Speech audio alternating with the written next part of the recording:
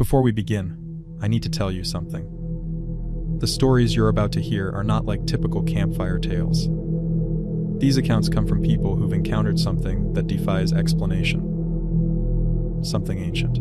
Something that walks on two legs but isn't human. Something the Navajo people call the Naaldlooshii, the Skinwalker. For those unfamiliar, Skinwalkers are part of Navajo tradition. They're said to be witches who've gained the ability to transform into animals or take on animal characteristics. But they're not simply shapeshifters. They're humans who've chosen the darkest path possible, performing unspeakable acts to gain their powers. And according to those who know, even speaking about them can draw their attention. Many Navajo people refuse to discuss skinwalkers with outsiders. It's considered dangerous, disrespectful. But over the years, people from all backgrounds have reported encounters with something that matches the descriptions. Something that moves wrong, looks wrong, feels wrong on a primal level that makes every instinct scream danger. Today I'm sharing 12 encounters with what people believe were skinwalkers. These stories come from across the American Southwest and beyond, from the desert landscapes of New Mexico and Arizona to the forests of Colorado and the plains of Oklahoma. From people who had no knowledge of skinwalker legends until after their experiences. And from Native Americans who knew exactly what they were facing. I want to be clear. I'm sharing these stories with respect for the cultures and beliefs involved. These accounts are being presented as told to me, without embellishment or dramatization. Whether you believe in skinwalkers or not, the fear these people experienced was real. The encounters changed them. And their warnings deserve to be heard. So turn up your volume, get comfortable, and prepare yourself for 12 skinwalker horror stories they didn't want you to hear. Let's begin. Story 1, The Thing at the Window. This first story comes from a woman named Amanda. She's 34 years old and works as a nurse in Albuquerque, New Mexico. What happened to her took place 4 years ago when she was living alone in a small house on the outskirts of the city, near the Sandia Mountains. Amanda had always been a rational person. She didn't believe in ghosts or monsters or supernatural phenomena. She was a woman of science, trained to deal with medical emergencies and concrete problems. But what happened that autumn night shattered her understanding of reality? It was a Tuesday evening in late October. Amanda had just finished a long shift at the hospital and arrived home around 11 p.m. She was exhausted, looking forward to a hot shower and her bed. The house she was renting was modest but comfortable. Single story, 2 bedrooms, with large windows that looked out toward the mountains. Amanda lived on a dirt road with only 3 other houses, all spread far apart. Her nearest neighbor was an elderly man named Thomas who lived about 200 yards away. It was quiet, peaceful. Exactly what she'd wanted after living in a noisy apartment complex. That night, Amanda went through her usual routine. She locked the front door, set her bag down, and headed to the kitchen to make some tea. As the water heated, she stood at the sink, looking out the window above it into her backyard. The backyard was small, mostly dirt and scrub brush, bordered by a wooden fence. Beyond the fence was open desert stretching toward the mountains. Amanda usually found the view calming, but that night, something felt different, off. She couldn't put her finger on it at first. The yard looked normal, empty, but she had the distinct feeling she was being watched. That prickling sensation on the back of your neck when someone's staring at you. Amanda stepped closer to the window, cupping her hands around her eyes to see better into the darkness. She saw nothing, just her fence. The desert beyond. Shadows. She shook off the feeling, telling herself she was just tired and jumpy. She made her tea and headed to the living room to watch some television before bed. But she couldn't shake that sense of unease. She kept glancing at the windows, expecting to see something. But there was never anything there. Around midnight, Amanda turned off the TV and got ready for bed. She checked all the locks on the doors and windows. Everything was secure. She climbed into bed and turned off the light. She was just starting to drift off when she heard it.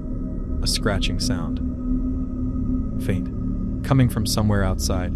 Amanda opened her eyes, listening. The scratching continued. It sounded like it was coming from the side of the house. Maybe an animal, she thought. A stray dog or a coyote. She tried to ignore it and go back to sleep, but the scratching got louder, more persistent. And then she heard something else. Footsteps. Heavy footsteps. Walking along the side of her house. Amanda sat up in bed, her heart starting to race. The footsteps were slow, deliberate. They moved from the side of the house toward the back, toward her bedroom window. Her bedroom was at the back corner of the house. The window faced the backyard. Amanda had left the curtains open, something she often did because she liked looking at the stars before falling asleep. But now, lying in the darkness, she regretted that decision. The footsteps stopped. Right outside her window. Amanda held her breath, staring at the dark rectangle of the window. She couldn't see anything. Just blackness. Then she saw movement. Something was rising up outside the window. Slowly. Like someone was standing up from a crouching position. Amanda's blood turned to ice. She wanted to move. To get up and close the curtains. To run. But she was paralyzed with fear. All she could do was stare at the window. A shape appeared in the window. A silhouette. But it was wrong. The proportions were wrong. The head was too large. The shoulders too narrow. And it was tall. Much taller than any person should be. Amanda could see it clearly now, backlit by the faint moonlight. It was standing on two legs. But it wasn't human. The way it moved, the way it held itself, everything about it was alien. Wrong. And then it looked directly at her. Through the window. Into her bedroom. Amanda couldn't see its eyes, but she felt them. Locked onto her. Studying her. The thing tilted its head, slowly, like a dog examining something curious. Then it raised one arm and pressed it against the window. The hand was massive. Too large. The fingers too long. Amanda wanted to scream, but no sound would come out.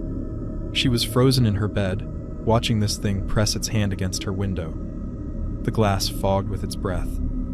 Or something like breath. Then the thing spoke. Its voice was garbled, distorted, like multiple voices speaking at once. It said, "Let me in." Those 3 words broke Amanda's paralysis. She screamed. A real scream, loud and raw. She threw herself out of bed and ran for the bedroom door. Behind her, she heard scratching on the window. Frantic. Violent. Amanda ran through the house, not stopping until she reached the front door. She fumbled with the lock, her hands shaking so badly she could barely grip it. Finally, she got it open and ran outside into the driveway. She ran to her car and jumped in, locking the doors. She started the engine and backed out of the driveway so fast, she nearly hit the fence. Then she sped down the dirt road toward Thomas's house. She pounded on his door until he answered. Thomas opened the door in his bathrobe, alarmed by Amanda's state. She was crying, shaking, barely coherent. She tried to explain what had happened. About the thing at her window. About the voice. Thomas listened carefully. Then he asked her a question that made her blood run cold. He asked, "What did it look like?" Amanda described it, the wrong proportions. The 2 long fingers. The massive head. Thomas's face went pale. He said, "You need to come inside. Now." He pulled her into his house and locked the door. Then he went around closing all the curtains and checking all the windows. Amanda asked him what was happening. What was that thing? Thomas hesitated. Then he said, "I'm not supposed to talk about them. My grandmother always said talking about them was dangerous. But you need to know what you're dealing with." He told Amanda about skinwalkers. About how they were witches who could take on animal forms. How they often appeared as twisted versions of animals or humans. How they were drawn to people who were alone, vulnerable. He said that in the 20 years he'd lived in that house, he'd seen things, heard things. Strange shapes moving through the desert at night. Animals that didn't move right. Sounds that didn't belong to any creature he knew. He'd learned to keep his curtains closed at night. To never respond if he heard knocking after dark. To never, ever let anything in. Amanda asked if he thought that's what was at her window. A skinwalker. Thomas nodded slowly. He said, "I can't be certain. But the way you described it, that's what my grandmother warned me about. Amanda stayed at Thomas's house that night. She slept on his couch. Or tried to. She kept waking up at every small sound, terrified the thing had followed her. The next morning, Thomas walked back to Amanda's house with her. In the daylight, everything looked normal, peaceful. But when they went to the bedroom window, they found something that made Amanda's stomach turn. There were scratches on the window, deep scratches, like something with claws had been trying to get through the glass. And on the ground beneath the window, there were tracks. Thomas knelt down to examine them. The tracks were large, much larger than any human foot, but they weren't animal tracks either. They were something in between, long toes, no clear heel print. And they were deep, like whatever made them was incredibly heavy. The tracks led from the window around the side of the house and then out into the desert. Thomas followed them for a bit, then stopped. He said, "They go on for a long way, out toward the mountains." Amanda asked what she should do. Thomas said the first thing was to move. Get out of this house. Get somewhere more populated, somewhere with neighbors close by. He also told her some protections.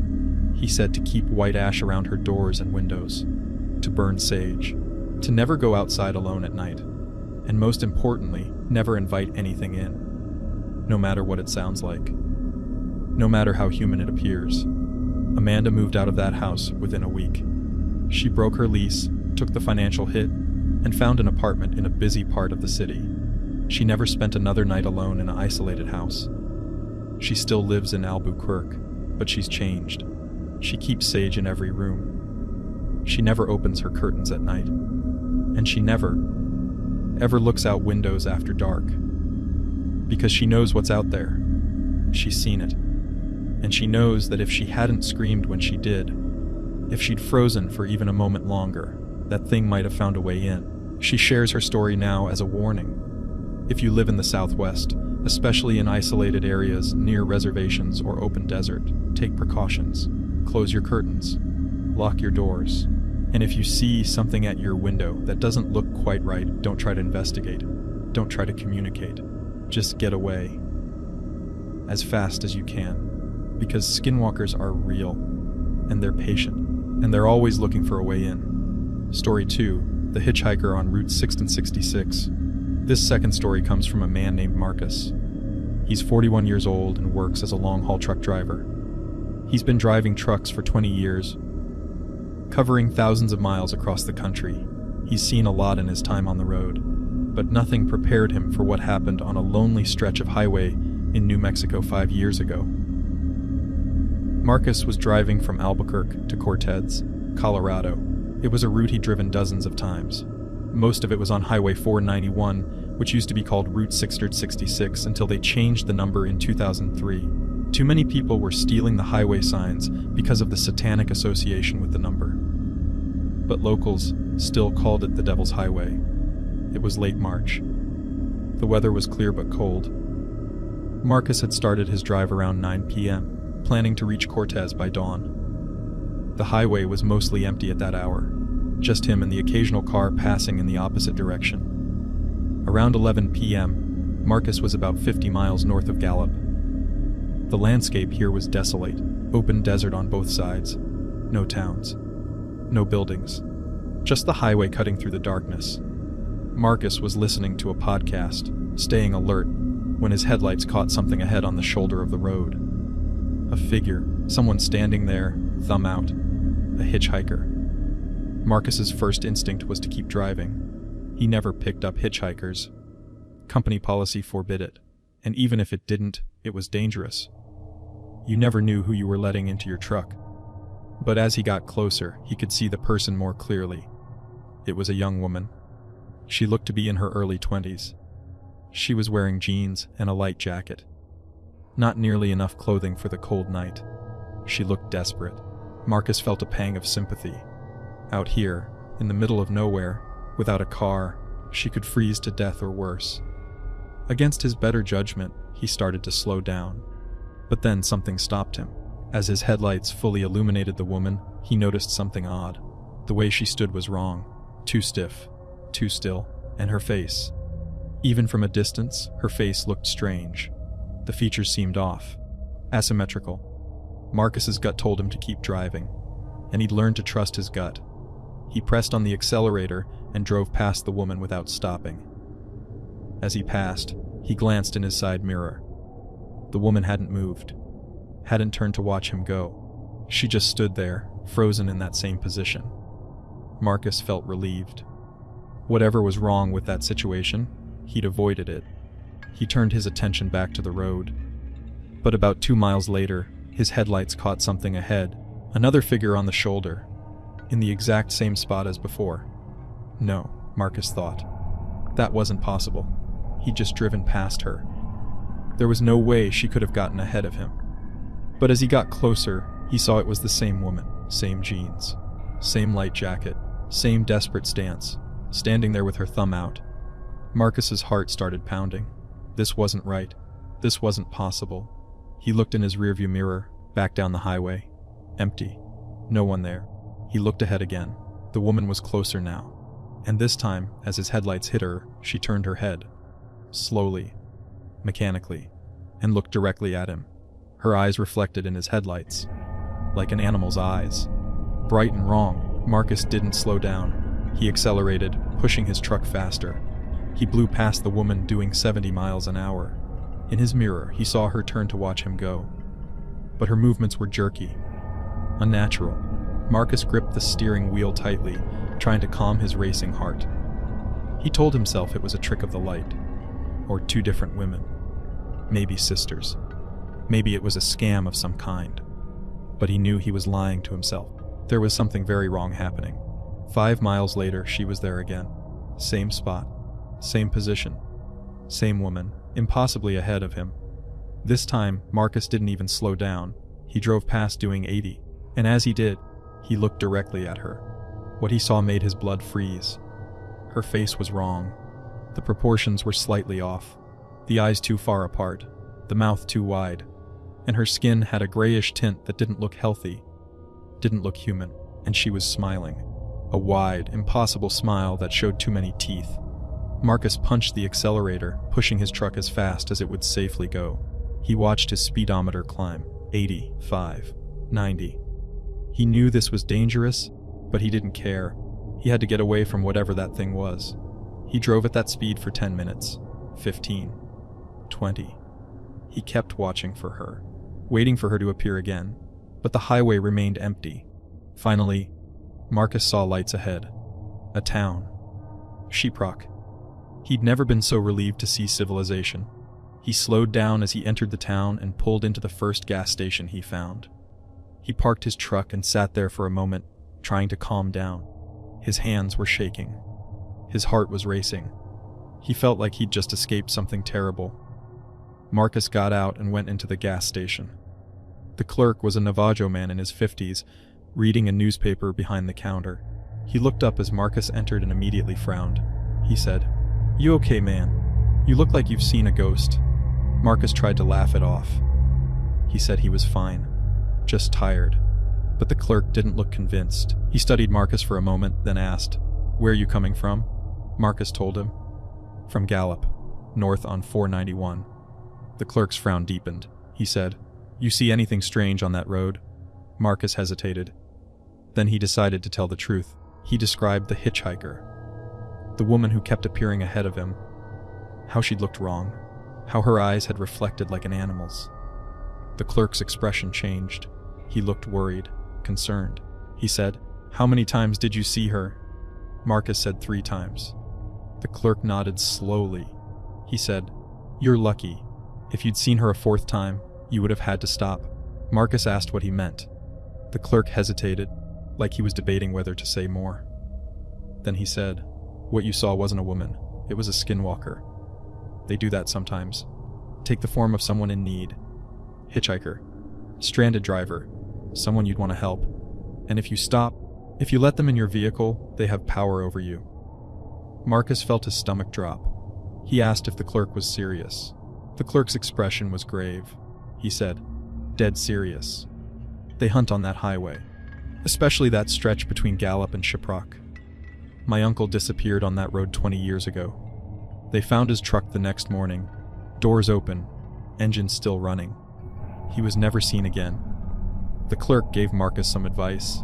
He told him to burn cedar in his truck, to keep a pouch of white ash in his cab, and to never, ever pick up hitchhikers on that road, no matter how desperate they looked. Marcus thanked him and bought some cedar from a small display the clerk had near the counter. Apparently other drivers had encountered similar things. The clerk was doing a service, providing protection to those who knew to ask. Marcus got back in his truck and burned some of the cedar in a small bowl. The smell filled his cab, sharp and cleansing. It made him feel better, safer.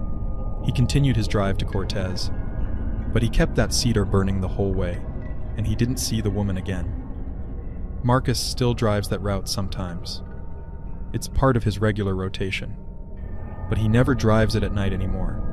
He plans his trips, so he's going through that area during daylight hours, and he always has cedar and white ash in his cab. He's told other drivers about his experience. Some believe him. Others think he hallucinated from lack of sleep, or that he was pranked somehow. But Marcus knows what he saw, and he knows how close he came to stopping, to letting that thing into his truck. He wonders sometimes what would have happened if he had stopped, if he'd let her in. Would he have disappeared like the clerk's uncle? Would they have found his truck abandoned on the highway? Another unsolved mystery. He doesn't know, and he's grateful he never has to find out. If you're ever driving through the Southwest late at night, and you see a hitchhiker on a lonely stretch of road, Marcus has one piece of advice: don't stop. No matter how much they might seem to need help. No matter how guilty you feel passing them by. Because it might not be a person at all. It might be something else. Something that's been hunting that road for decades. Waiting for someone to make the mistake of showing kindness to a stranger. Story the ranch hands. This third story comes from a man named Jake. He's 29 years old and grew up on a cattle ranch in northern Arizona, near the border with Utah. The ranch has been in his family for 3 generations. They run about 500 head of cattle on 20,000 acres of land that stretches from desert flatlands up into mesa country. Jake has worked on the ranch his whole life. He's comfortable with solitude, with wide open spaces, with the harsh realities of ranch life. He's dealt with predators, mountain lions, coyotes, bears. He knows how to protect his livestock and himself. But 6 years ago, when Jake was 23, something started happening on the ranch that he couldn't explain. Something that made him question everything he thought he knew about the land he'd grown up on. It started in early summer, June. The cattle had been moved to the upper pastures for summer grazing. Jake and 2 other ranch hands, Carlos and Tom, were staying in a line shack up in the mesas. A line shack is a small cabin where cowboys stay when they're working distant parts of a ranch. This one was basic. 2 rooms, bunks, a wood stove, no electricity, no running water. The 3 men would spend weeks at a time up there, checking on the cattle, repairing fences, and watching for predators or sick animals. It was isolated work, but they were used to it. The first strange thing happened about a week into their stay. Jake was out riding fence line about a mile from the shack when he found a steer. It was dead, but not killed by a predator. This was different. The steer had been mutilated. Parts of it were missing, organs removed with what looked like surgical precision. There was very little blood on the ground. And strangest of all, there were no tracks around the carcass. Not from predators. Not from scavengers. Nothing. Jake had seen cattle killed by mountain lions and coyotes. It was never clean. There was always a struggle. Blood everywhere. Drag marks. Tracks. But this scene was antiseptic. Wrong. He reported it to his father on the radio. His father said to keep an eye on the herd and report any more incidents. Probably just some weird circumstance they couldn't explain. Maybe the animal had died of disease and scavengers had gotten to it in an unusual way. But Jake knew better. He'd been around dead animals his whole life. This was different. 3 days later it happened again. Another steer. Same condition. Mutilated. Little blood. No tracks. This one was only about half a mile from the line shack. That night Jake, Carlos, and Tom were on edge. They sat outside the shack after dinner, watching the sun set over the mesas. The landscape was beautiful, red rocks glowing in the evening light. But there was a tension in the air none of them could shake. Carlos was Navajo. He'd grown up on the reservation and knew the stories, the legends. He'd been quiet all day since they'd found the second steer. Finally, as the stars started appearing, he spoke. He said, "We need to be careful. Something's not right out here." Tom asked what he meant. Carlos hesitated. He said, "My grandfather used to talk about things that hunt in the desert. Things that can take different forms." He said they were attracted to livestock, to isolated places. Jake felt a chill despite the warm evening air. He asked Carlos if he meant skinwalkers. Carlos nodded slowly. He said, "I'm not supposed to talk about them. But yeah, that's what I'm thinking." Tom laughed nervously. He said, "Come on, man. You don't really believe in that stuff, do you?" Carlos didn't laugh. He said, "I've seen things. On the reservation. Things I can't explain. Things my grandfather warned me about. And those cattle. That's not natural. Nothing kills like that." They argued about it for a while. Tom insisted there had to be a rational explanation. Rustlers, maybe. Or some kind of government experiment. Jake wasn't sure what to think. But he trusted Carlos's judgment. They decided to take turns keeping watch that night. Just to be safe. Jake took the first shift. He sat outside the shack with a rifle across his lap, watching the darkness. The night was quiet. Almost too quiet. Normally you could hear coyotes yipping in the distance. Owls hooting. The sounds of the desert at night. But tonight there was nothing. Just silence. Around 11 p.m., Jake heard something. A sound coming from the direction of the cattle. The herd was bedded down about a quarter-mile from the shack. The sound was disturbing, a low keening. Not quite a moo. Something else. Jake stood up, gripping his rifle. He called out to Carlos and Tom. They came outside, pulling on their boots. The three of them stood listening. The sound continued.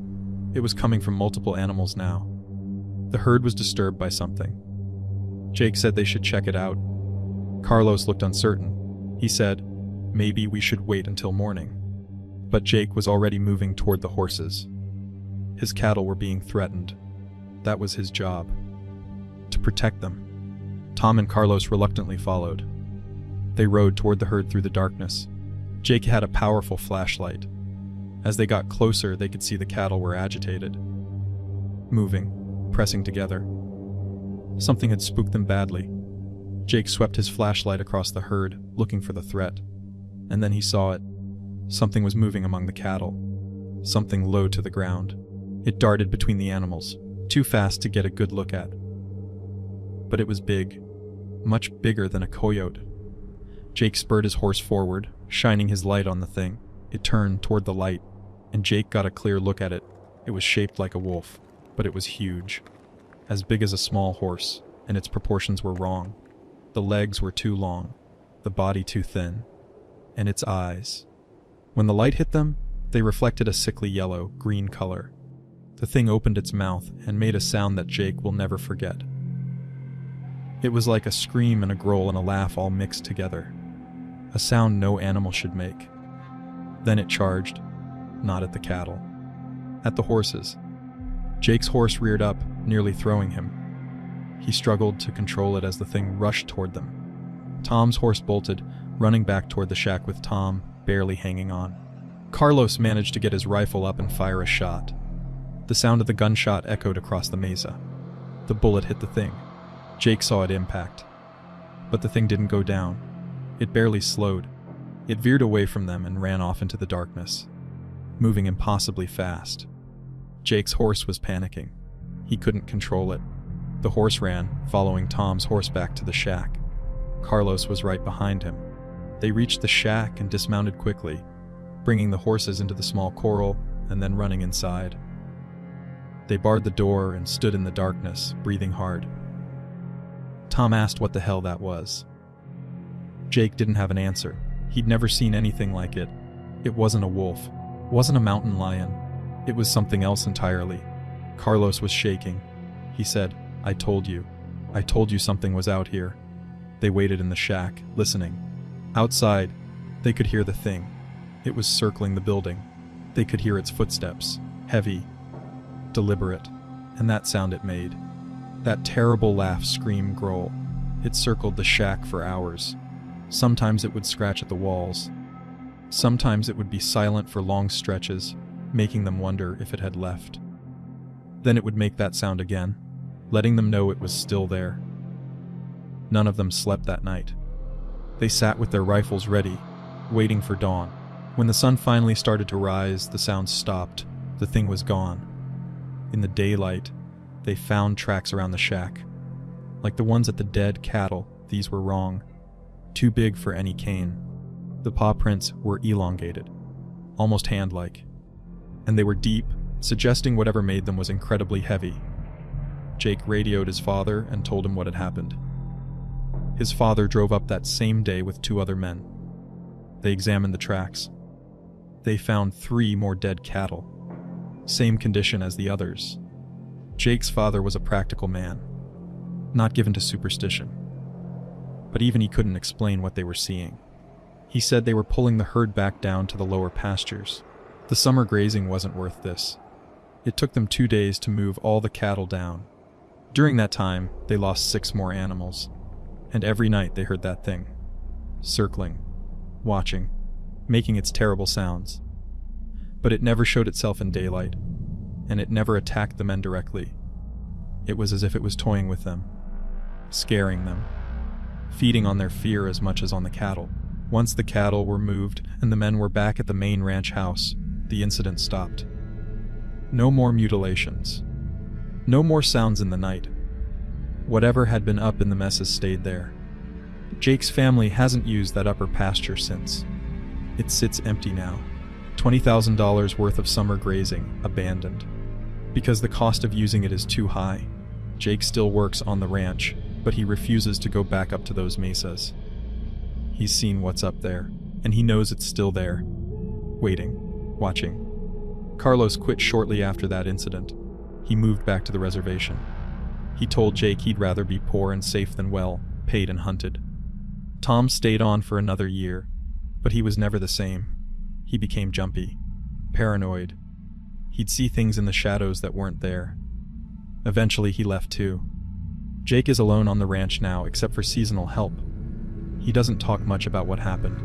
When people ask why they don't use the upper pastures anymore, he just says the terrain is too rough, that it's not worth the trouble. But at night, sometimes, when the wind is right, Jake swears he can hear that sound. That laugh, scream, growl, drifting down from the mesas, reminding him that it's still up there, still hunting, still waiting for someone to venture back into its territory, and he wonders what it really was. A skinwalker, like Carlos believed, some unknown predator science hasn't documented, or something even stranger. He doesn't know. And honestly, he doesn't want to know. Some questions are better left unanswered. Some places are better left alone. The mesas belong to that thing now, and Jake is perfectly happy to let it have them. Story 4, the archaeology dig. This 4th story comes from a woman named Dr. Sarah Chen. She's 45 years old and works as a professor of archaeology at a university in Colorado. What happened to her took place 8 years ago during a summer field school in northwestern New Mexico, on land adjacent to the Navajo Nation.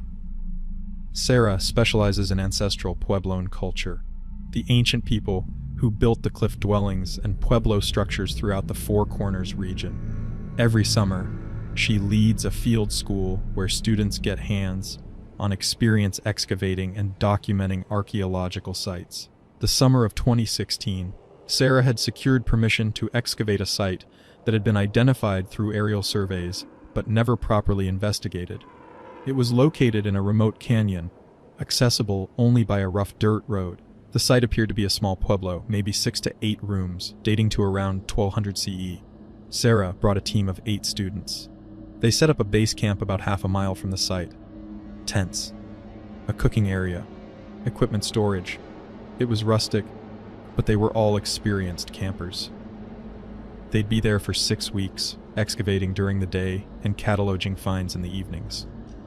The first week went smoothly. They began clearing vegetation from the site and mapping the visible structures. The pueblo was more extensive than the aerial surveys had suggested.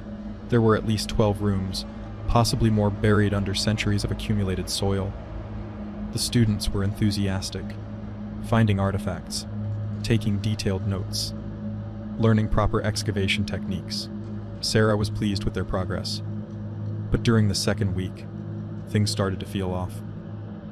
One of the students, a young woman named Jessica, mentioned that she'd been having strange dreams. Dreams about people watching her from the cliffs above the camp.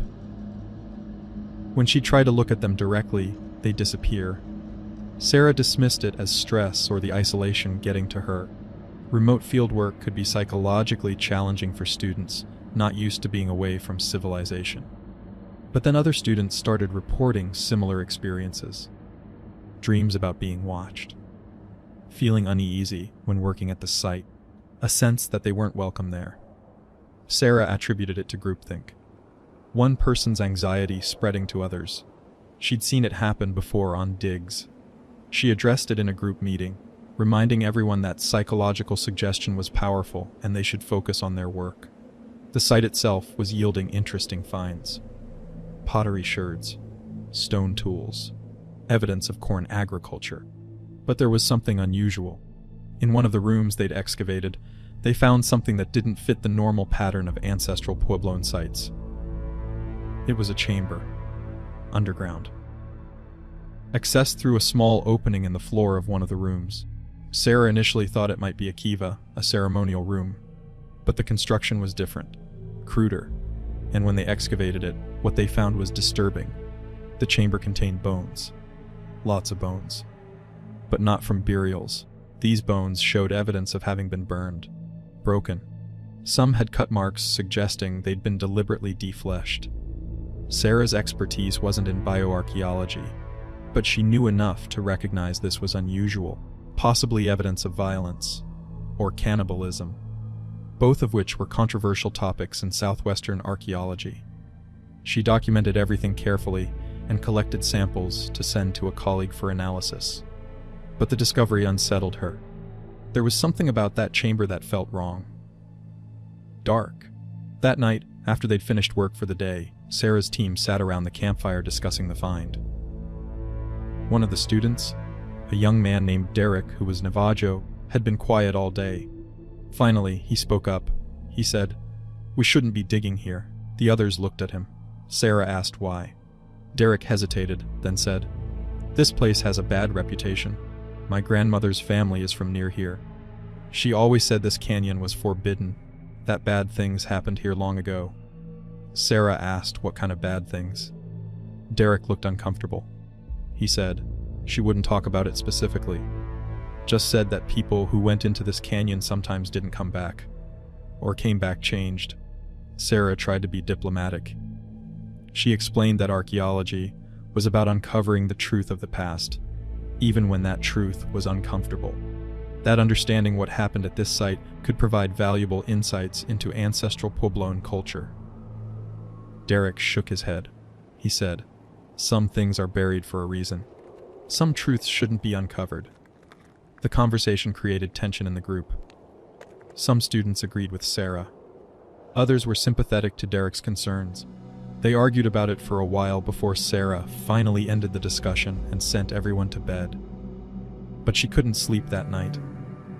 She kept thinking about Derek's words, about the chamber full of bones, about the strange dreams her students had been having. Around 2 a.m., Sarah heard something, sounds coming from the direction of the excavation site. Voices chanting, low and rhythmic. Sarah got out of her tent and grabbed a flashlight. She could see a few other students emerging from their tents, also hearing the sounds. They gathered together, listening. The chanting continued. It seemed to be coming from multiple sources, surrounding the site. But Sarah couldn't see anyone, just darkness beyond the reach of her flashlight. Derek came out of his tent. He heard the chanting and his face went pale. He said, "We need to leave." "Right now?" Sarah asked what it was. Derek said, "I don't know exactly, but my grandmother told me about sounds like this. They mean we're not wanted here, that we've disturbed something we shouldn't have." The chanting got louder, closer. and then Sarah saw movement. Figures, standing at the edge of the excavation site. There were maybe 6 or 7 of them. They looked human. But something about the way they moved was wrong. Jerky. Unnatural. One of the students screamed. The figures turned toward the sound, and in the beam of Sarah's flashlight, she saw their faces. Or what should have been their faces. They were wearing animal skins over their heads. Coyote heads. Wolf heads. Twisted into grotesque masks. The figures started moving toward the camp, not running, just walking. Slowly. Deliberately. And as they walked, they chanted. That same low, rhythmic sound. Sarah made a decision. She yelled for everyone to get to the vehicles. Leave everything. Just go.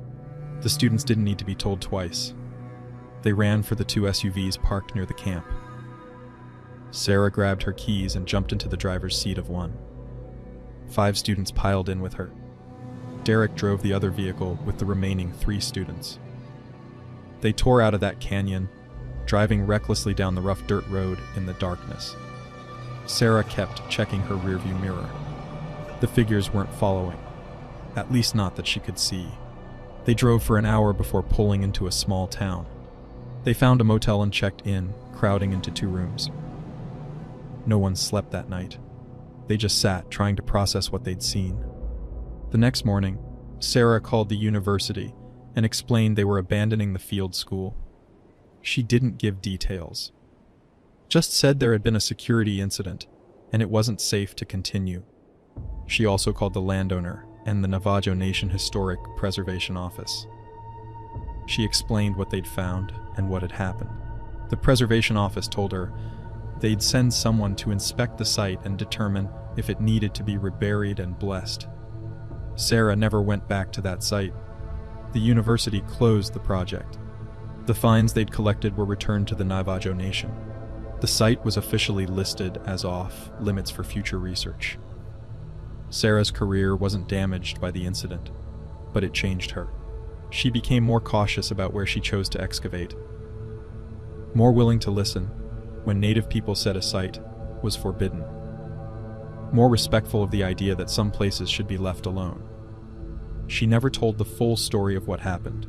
In official reports, she just said there had been a conflict with local communities about the appropriateness of the excavation, which was technically true. But she knows what she saw that night. Those figures in animal skins, the way they moved, the chanting. She doesn't know if they were people performing some kind of ritual to scare the archaeologists away, or if they were something else. Something the Navajo call skinwalkers. Derek never participated in another archaeological project. He told Sarah later that he'd called his grandmother the morning after the incident.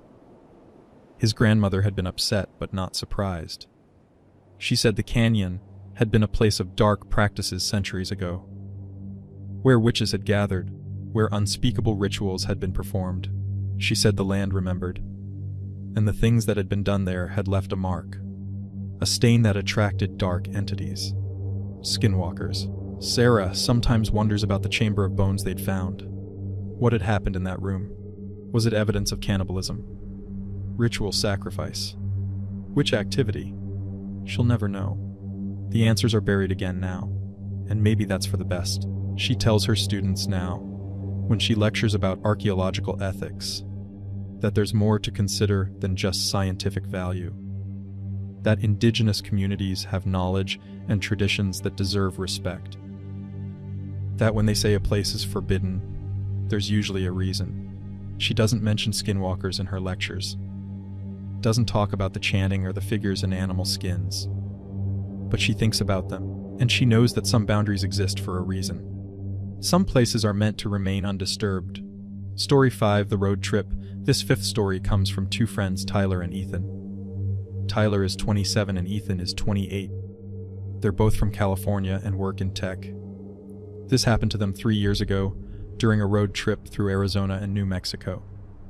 Tyler and Ethan had been planning the trip for months. They wanted to see the Southwest, the national parks, the desert landscapes, ancient ruins. They'd mapped out a 2-week route starting in Phoenix and looping through Arizona, New Mexico, Colorado, and Utah before returning to California. They were about a week into the trip when it happened. They'd spent the day exploring Canyon de Chelly and were driving toward Shiprock, New Mexico. It was late afternoon. They planned to find a motel in Shiprock, get dinner, and rest before continuing to Mesa Verde the next day. The drive was beautiful. Dramatic rock formations. Vast open spaces. They were on Highway 491, the same road from the Hitchhiker story earlier. But they didn't know its reputation. Around 6 p.m., they saw a dog on the side of the road. It looked like a large German shepherd. It was limping, clearly injured. Ethan, who loves animals, immediately wanted to stop and help. Tyler was less certain. Something about the dog bothered him. The way it moved seemed off. But Ethan insisted. They couldn't just leave an injured animal. Tyler pulled over about 50 yards past where they'd seen the dog. Ethan got out with a bottle of water and some beef jerky from their supplies. Tyler stayed in the car, watching through the rearview mirror. Ethan walked back toward the dog, calling to it softly. The dog had stopped moving. It just stood there, watching Ethan approach. As Ethan got closer, Tyler noticed something strange. The dog wasn't panting. It was hot, probably still in the 80s, and the dog had been limping like it was injured. But it wasn't panting. Wasn't showing any signs of heat stress or distress. Tyler called out to Ethan, telling him to be careful. Ethan waved him off. He was now about 20 feet from the dog, kneeling down, offering the jerky. The dog looked at the jerky. Then it looked at Ethan, and Tyler saw its eyes. They weren't dog eyes. They were too intelligent, too aware. They had a human quality that made Tyler's skin crawl. Tyler yelled for Ethan to get away from the dog. Now, the urgency in his voice made Ethan stop. He stood up, looking back at Tyler with confusion. And that's when the dog changed. Tyler watched it happen. The dog's form seemed to shift, blur, like he was seeing it through heat waves. Its body elongated. Its legs became longer. It stood up, on 2 legs, like a person. But it wasn't a person. It was something in between. Something that looked like a dog trying to stand like a human, or a human trying to crouch like a dog. The proportions were all wrong, nightmarish. Ethan saw it too. He stumbled backward, dropping the water bottle. The thing that had been a dog tilted its head, studying them. Then it smiled. An impossible expression on an impossible face. Tyler was already out of the car. He screamed for Ethan to run.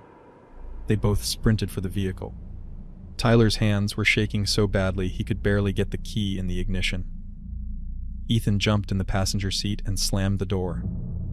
Tyler got the engine started and floored it. Gravel sprayed as they fishtailed back onto the highway. Tyler looked in the rearview mirror. The thing was standing in the middle of the road, watching them go. Still on 2 legs, still wearing that terrible smile. They drove in shocked silence for several miles. Finally, Ethan spoke. His voice was shaking. He said, "What the hell was that? Did you see it change? Did that really happen?" Tyler's hands were still gripping the steering wheel, so hard his knuckles were white. He said, "I saw it. I don't know what it was, but I saw it." They drove straight to Shiprock without stopping. When they got there, they went to a diner to calm down and try to make sense of what they'd experienced. They sat in a booth, ordering coffee they didn't drink, just talking, trying to rationalize what they'd seen. Tyler suggested it might have been heat hallucination, or exhaustion from days of driving. Ethan wasn't convinced. He said, "We both saw it. At the same time. That wasn't a hallucination." An elderly Navajo woman at the next table had been listening to their conversation. She leaned over and said, "You boys saw a skinwalker." They looked at her. Tyler asked what she meant. The woman explained. She told them about skinwalkers, about how they often appeared as animals, how they could change forms, how they were drawn to travelers, to people who were alone or vulnerable on the roads. She said they were lucky. Lucky they'd been together. Lucky they'd been in a vehicle. Lucky they'd run instead of trying to communicate with it. She told them to be careful for the rest of their trip, to not travel alone, to not stop for animals or people on isolated roads, and if they saw anything else unusual, to leave the area immediately. Tyler and Ethan thanked her. After she left, they sat in silence for a while. Then Ethan said, "Should we cancel the trip? Go home?" Tyler thought about it. Part of him wanted to get out of the Southwest and back to familiar, safe California. But another part of him felt like running would make it worse. Like acknowledging fear would give it power. They decided to continue the trip, but they made new rules.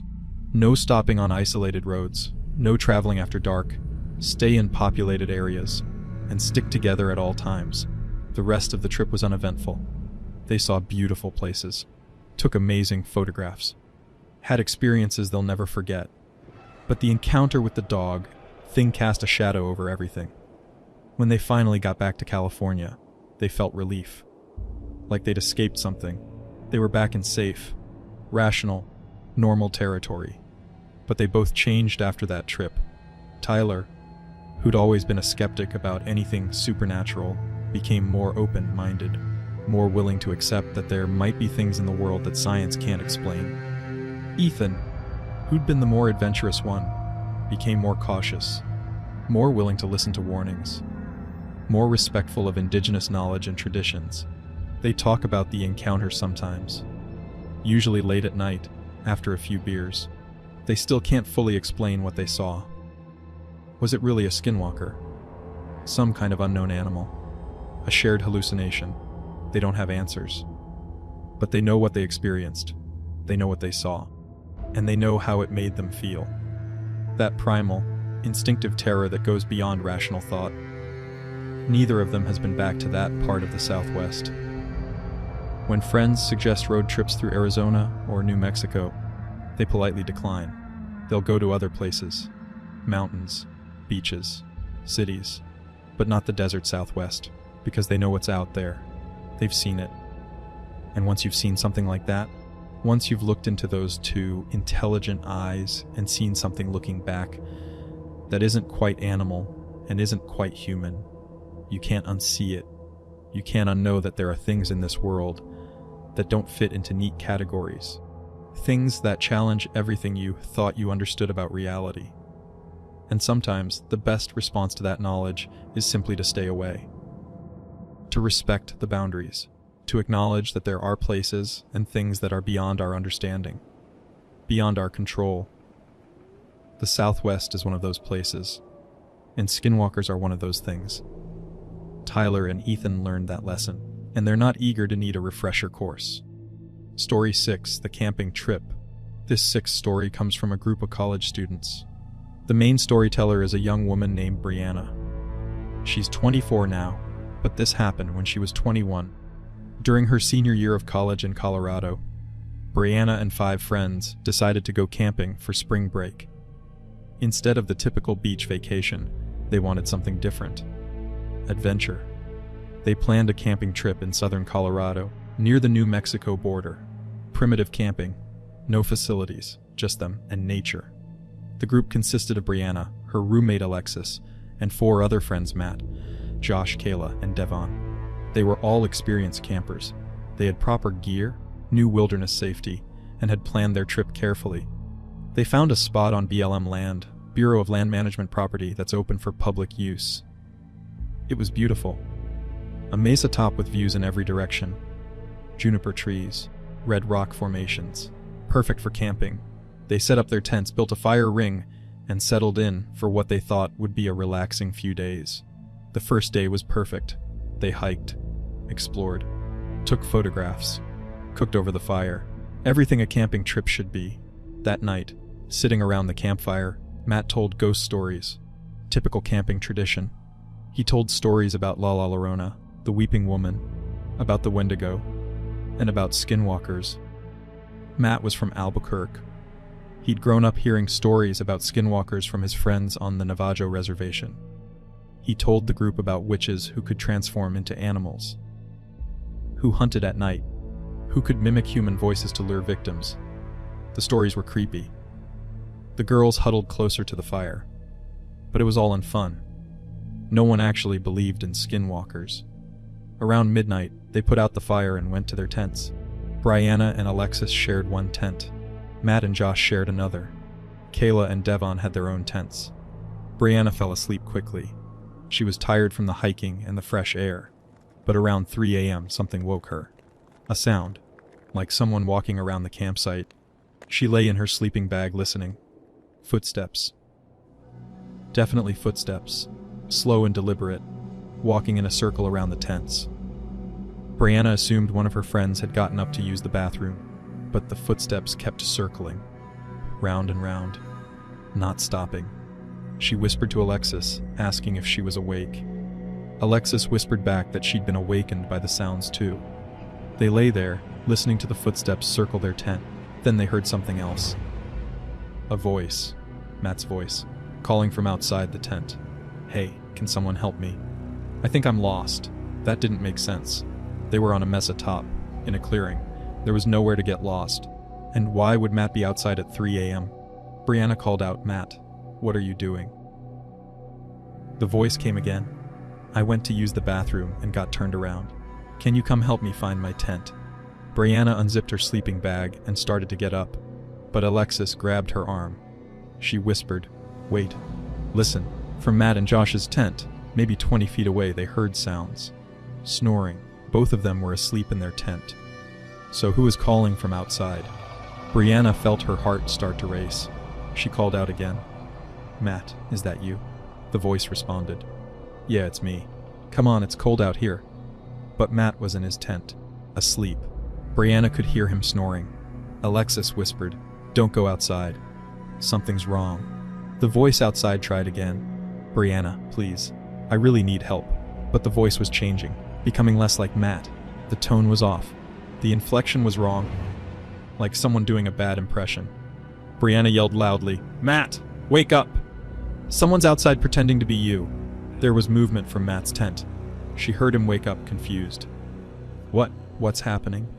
The voice outside stopped. There was silence for a moment. Then they heard something else. Scratching. On the side of Brianna's tent. Like fingernails dragging across the nylon. Alexis screamed. Brianna grabbed their flashlight and shined it at the tent wall. They could see a shadow. The silhouette of something large. Much larger than a person should be.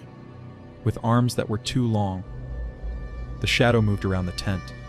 The scratching continued. Then it moved to the next tent. Kayla's tent. They heard Kayla scream. Matt yelled from his tent. "What the hell is out there?" Brianna yelled back. The thing moved from tent to tent, testing them, scratching, sometimes pushing against the fabric. The campers huddled inside their tents, terrified. Devin, who was ex-military and the toughest of the group, yelled out, "Get away from us, or I'm calling the cops!" There was a sound in response. Laughter, but not human laughter. It was like coughing and choking and laughing all mixed together. A horrible sound that made everyone's skin crawl. This went on for what felt like hours. The thing circling the tents, scratching, pushing, mimicking their voices, laughing. Finally, as dawn started to break, the sound stopped. The thing left. Or at least, they couldn't hear it anymore. When the sun was fully up, they carefully emerged from their tents. They were all shaken, pale. No one had slept after the incident.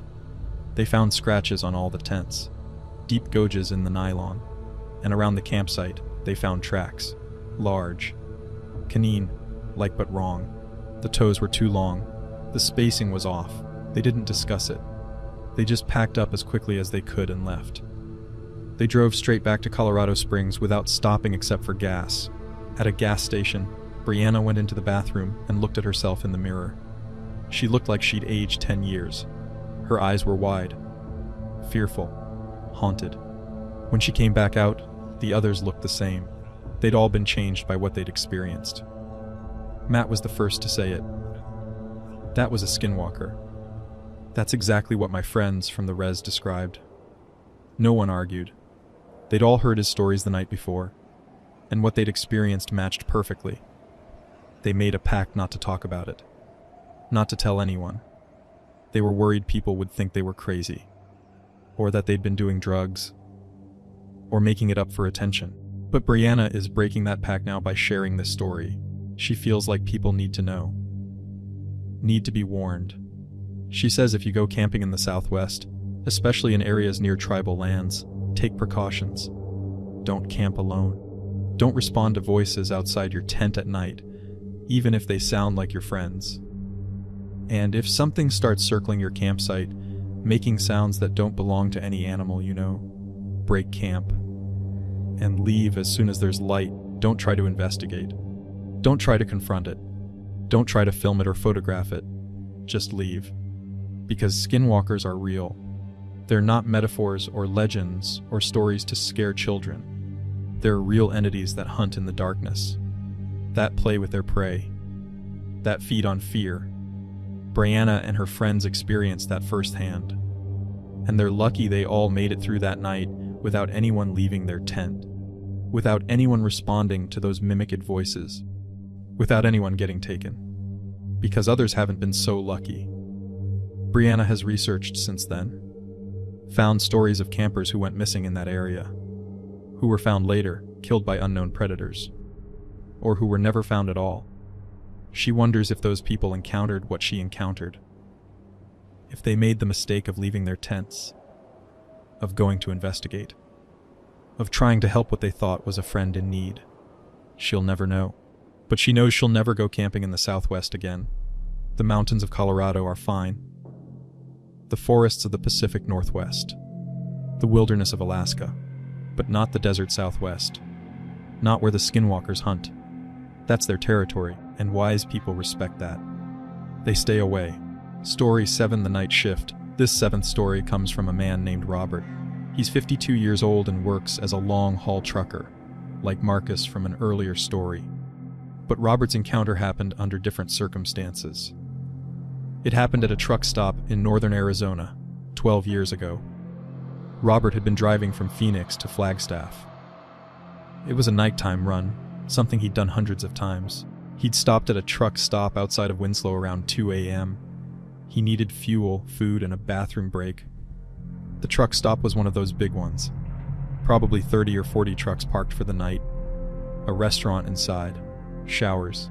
A small convenience store. It should have felt safe. Populated. But something about that night felt wrong from the moment Robert pulled in. The parking lot was full of trucks, but Robert didn't see any drivers. No one walking around. No one pumping gas. The restaurant lights were on, but through the windows, he couldn't see any customers or staff. Robert pulled up to a pump and got out. The night was cold, unusually cold for Arizona, even in November. His breath fogged in the air. He swiped his card and started fueling. As the pump ran, he looked around. Still no signs of life. Where was everyone? The fuel pump clicked off. Robert hung up the nozzle and decided to go inside. Even if it felt weird, he needed to use the bathroom and grab some coffee. He walked toward the building. The automatic doors slid open. He stepped inside. The fluorescent lights were bright, almost painfully bright after the darkness outside, but the place was empty. The convenience store shelves were stocked.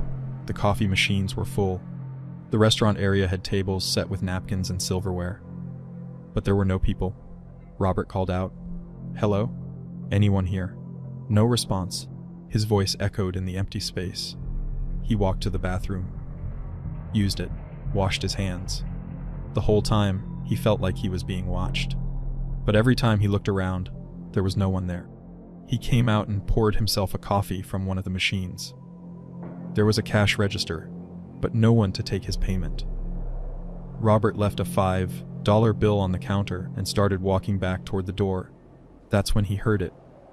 Laughter, coming from somewhere in the back of the building, where the trucker's lounge was. Robert hesitated. Should he investigate? Or just leave? Curiosity won. He walked toward the sound. The trucker's lounge was through a doorway at the back of the restaurant area. As he got closer, he could hear voices. Multiple people talking and laughing. He pushed through the door and found himself in a large room. There were probably 20 people there. All men. All dressed like truckers. They were sitting on couches and chairs, talking, drinking coffee. Robert felt relieved. So there were people here. They'd just all been in the lounge. That explained the empty restaurant. But as Robert looked at the group, something felt off. They were all staring at him. Everyone. 20 pairs of eyes locked onto him. And no one was smiling. One of them stood up. A large man with a beard. He said, "You shouldn't be here." Robert was confused. He said, "What do you mean? This is a truck stop.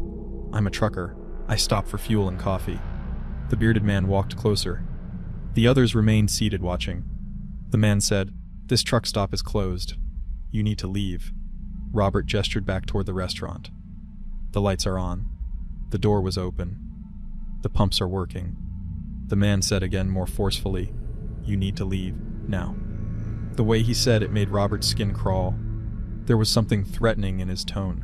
Something wrong about this whole situation. Robert backed toward the door. He said, "Okay. Fine. I'm leaving." He turned and walked quickly back through the restaurant. The men in the lounge didn't follow him, but he could feel their eyes on his back, watching. Robert pushed through the front doors and walked quickly toward his truck. As he walked, he glanced at the other trucks in the parking lot, looking at them more closely now. They were old. All of them. Models from the 70s and 80s. Outdated rigs that you rarely saw on the road anymore.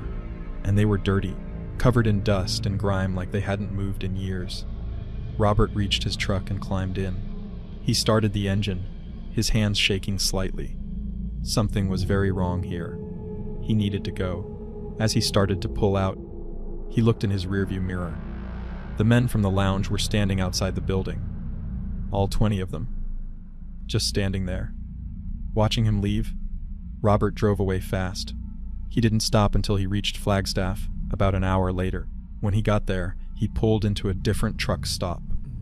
This one was busy, normal, lots of other drivers around. Robert went inside and ordered breakfast, even though it was the middle of the night. He needed to be around people. Normal people. He struck up a conversation with another driver, an older man who'd been driving these routes for 30 years. Robert asked him about the truck stop outside Winslow.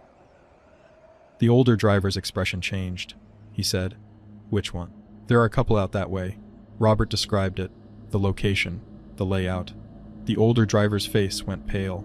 He said, "That truck stop closed down 15 years ago. There was an accident. A tanker explosion. Killed 23 people, drivers who were sleeping in their trucks. Staff inside the building. Everyone." Robert felt his stomach drop. He said, "That's impossible. I was just there. I went inside. I saw people." The older driver looked at Robert seriously. He said, "Listen to me. That place has a reputation. People still see lights there sometimes. See trucks in the lot. But it's been closed for 15 years. Chain link fence around the whole property. No trespassing signs everywhere." Robert insisted he'd been there. He'd pumped gas. Gone inside. Talked to people. The older driver just shook his head. He said, "I don't know what you saw, but it wasn't what you think. That place is abandoned. Has been for years." Robert didn't know what to say. He finished his breakfast and got back on the road, but he couldn't stop thinking about it. About those men in the lounge. About their old trucks. About how they'd told him he shouldn't be there. The next day, when it was light, Robert drove back to that location. He needed to see it in the daylight. Needed to confirm what the older driver had said. When he got there, his heart sank. The older driver had been right. The truck stop was abandoned, fenced off. The buildings were still standing, but the windows were broken. The parking lot was cracked and overgrown with weeds. There were no trucks, no pumps, nothing. But Robert knew he'd been there. He'd pumped gas. He'd gone inside. He'd talked to those men. He sat in his truck, staring at the abandoned building, trying to make sense of it. Had he hallucinated the whole thing? Was he losing his mind? Then he remembered something. The $5 bill he'd left on the counter for the coffee. He checked his wallet. The $5 was gone. He'd really left it somewhere. Robert never figured out what happened that night. Whether he'd somehow entered some kind of time slip and experienced the truck stop as it was 15 years ago, before the accident. Whether the men he'd seen were ghosts. Or whether something else was going on. But he's never stopped at that location again. Even though he drives that route regularly, he always makes sure he has enough fuel to pass by without stopping. And he's heard stories from other drivers about seeing lights at that abandoned truck stop. about trucks parked there that vanish by morning, about people who claim to have stopped there, only to realize later that it's been closed for years. Some of those drivers mention strange encounters, being told to leave, seeing people who don't look quite right, feeling like they're not wanted. Robert wonders if what he experienced was related to skinwalkers. The Navajo Nation is nearby. The area has a reputation for strange occurrences. Maybe skinwalkers use abandoned places like that. Maybe they create illusions to lure people in. Or maybe it was something else entirely. Ghosts, time distortions, parallel realities. Robert doesn't know. What he does know is that the Southwest is full of places that don't follow normal rules. Places where reality is flexible, where the past and present overlap, where things that should be impossible happen regularly, and the best way to deal with such places is to recognize them when you encounter them and leave. Don't try to investigate. Don't try to understand. Just leave and don't come back. Robert learned that lesson, and he's passed it on to younger drivers.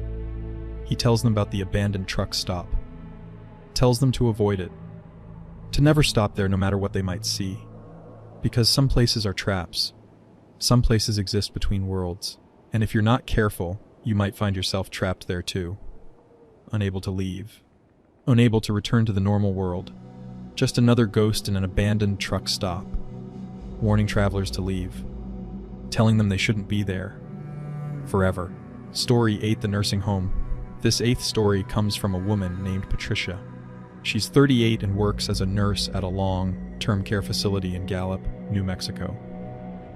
What happened took place 2 years ago during her night shift.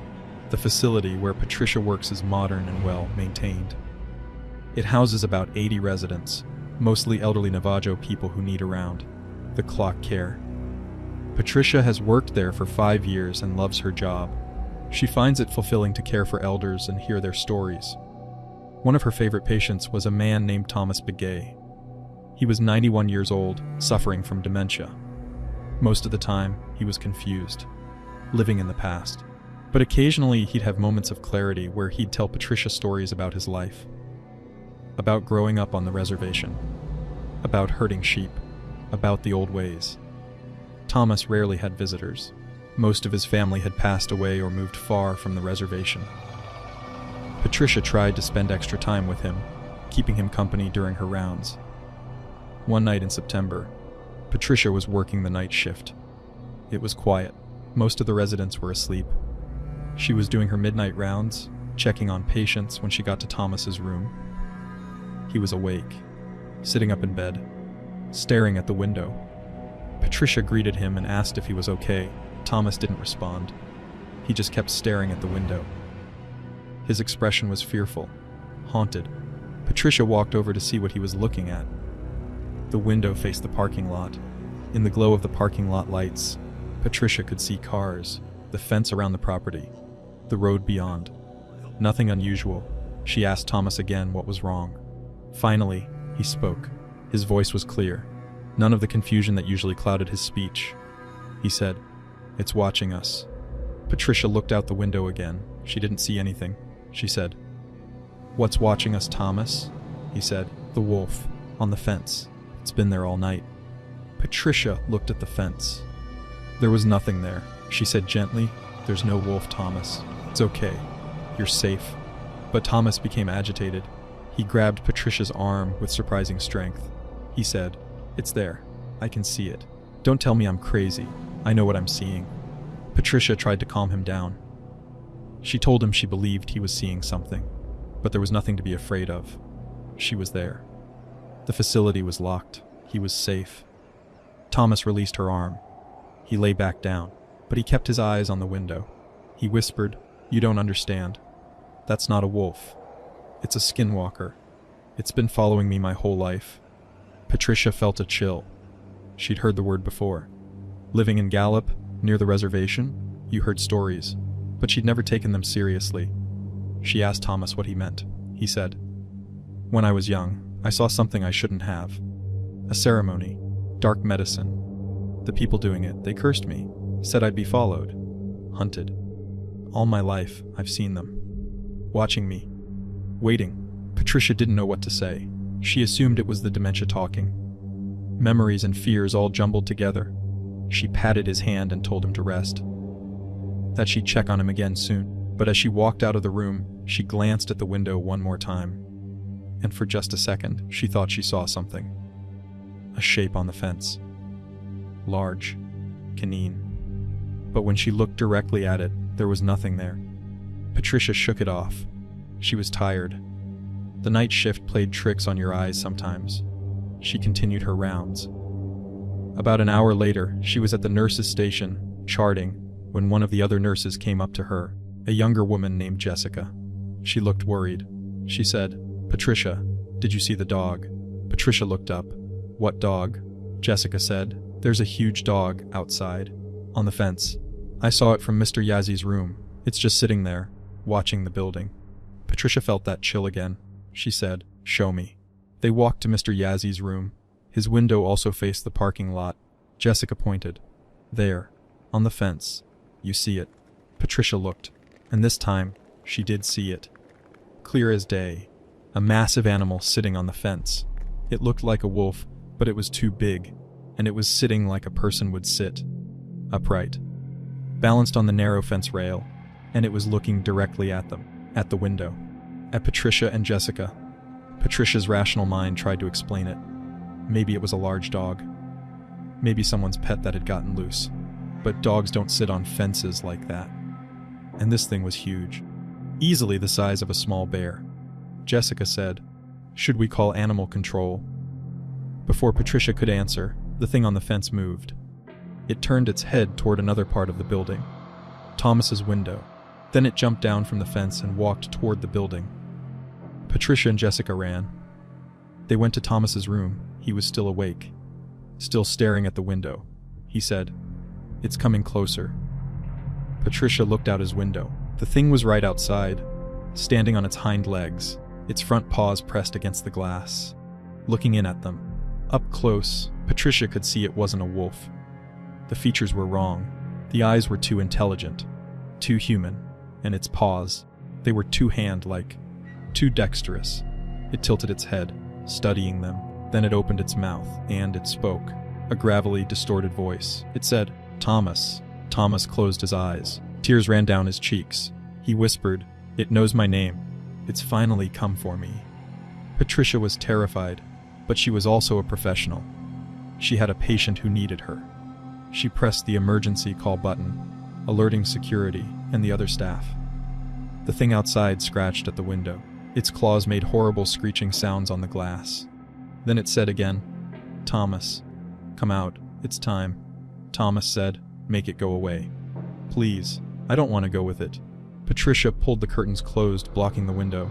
She said, "You're not going anywhere. You're safe here." Security arrived. 2 guards. Patricia told them about the animal outside. They went to investigate. Through the closed curtains, Patricia could hear sounds outside. Growling. The guards shouting, then silence. Patricia waited. Jessica was with her, holding Thomas's hand. Thomas had become very quiet, very still. After what felt like an eternity, one of the security guards came back. He looked shaken. He said, "It's gone." Whatever it was, it ran off. But he hesitated. Patricia asked what was wrong. The guard said, "The glass. There are handprints on the glass, not paw prints, handprints, like from a person, but huge." Patricia went to look. She pulled back the curtain. The guard was right. There were prints on the window. Large prints. The glass was smudged where the thing had pressed against it, and the prints clearly showed fingers. 5 digits. Like hands. The guards called the police. The police came and took a report. They photographed the prints. They searched the property but found nothing. No animal. No person. Nothing. The official report said it was probably a large dog that had somehow left unusual prints on the window. That the nurses and patient had been frightened by shadows and exaggerated what they'd seen. A perfectly rational explanation. But Patricia knows what she saw, and so does Jessica. And Thomas. Thomas died 3 days later, peacefully in his sleep. The doctors said it was simply his time. His body had worn out. But Patricia wonders. She wonders if the thing at the window had finally gotten what it wanted. If Thomas had finally been claimed by whatever curse had followed him for 91 years. At Thomas's funeral, Patricia spoke with some of his distant relatives who'd come to pay respects. She mentioned the incident with the animal at the window, without giving details. One of the relatives, an older woman, nodded knowingly. She said, "Uncle Thomas told us about the Skinwalker, about how he'd been cursed as a young man. We thought it was just stories, superstition, but maybe it was true." She told Patricia that Thomas had witnessed a forbidden ceremony when he was a teenager, witches performing dark rituals. He'd told the tribal police the witches had been banished from the community, but before they left, they'd cursed Thomas. Told him he'd never be free of them, that they'd come for him eventually. Patricia asked if the woman believed in skinwalkers. The woman said, "I didn't, but my uncle believed, and he was terrified his whole life. Maybe that fear alone was enough to make it real.